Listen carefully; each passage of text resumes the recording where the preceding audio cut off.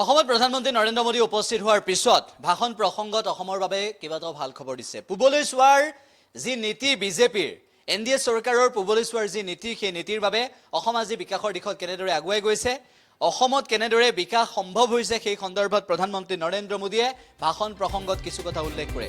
প্ৰধানমন্ত্ৰীগৰাকীয়ে আজি ভাষণ প্ৰসংগত কেইবাটাও মন্তব্য কৰে। हम असम को हमने एक्ट ईस्ट पॉलिसी के जरिए पूर्वोत्तर को प्राथमिकता दी और आज हम असम को भारत के ईस्टर्न गेटवे के रूप में उभरता देख रहे हैं। असम भारत को आसियान देशों से जोड़ने के लिए ब्रिज की भूमिका निभा रहा है। ये शुरुआत अभी बहुत आगे तक जाएगी और असम कई क्षेत्रों में विकसित भारत का इंजन बनेगा। साथियों, आज असम और पूरा नॉर्थ ईस्ट भारत के विकास का नया प्रवेश द्वार बन रहा है। मल्टी मॉडल कनेक्टिविटी के संकल्प ने इस क्षेत्र की दिशा और इसकी दशा दोनों बदली है। असम में नए पुल बनाने की रफ्तार, नए मोबाइल टावर लगाने की स्पीड, विकास के हर काम की गति सपनों को हकीकत में बदल रही है।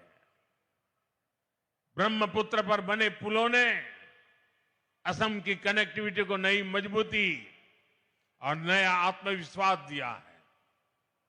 आजादी के बाद के 6-7 दशक में यहां केवल 3 बड़े पुल बन पाए थे, लेकिन पिछले 1 दशक में 4 नए मेगा ब्रिज पूरे किए गए हैं। इनके अलावा कई ऐतिहासिक परियोजनाएं आकार ले रही है। बोगीबील और ढोला सदिया जैसे सबसे लंबे पुलों ने असम को रणनीतिक रूप से और अधिक सशक्त बना दिया है।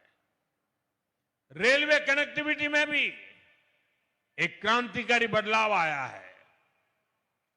बोगीबील ब्रिज के शुरू होने से अपर असम और देश के बाकी हिस्सों के बीच की दूरी सिमट गई है। गुवाहाटी से न्यू जलपाईगुड़ी तक चलने वाली वंदे भारत एक्सप्रेस ने यात्रा के समय को कम कर दिया है। देश में वाटरवेज के विकास का फायदा भी असम को मिल रहा है। कार्गो ट्रैफिक में 140% की बढ़ोतरी हुई है। इस बात का प्रमाण है कि ब्रह्मपुत्र केवल नदी नहीं बल्कि आर्थिक शक्ति का प्रवाह है। पांडु में पहली शिप रिपेयर सुविधा विकसित हो रही है।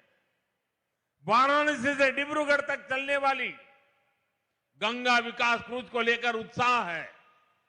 इसे north east global cruise tourism के मानचित्र पर स्थापित हो गया है। साथियों, कांग्रेस की हमने एक्ट ईस्ट पॉलिसी के जरिए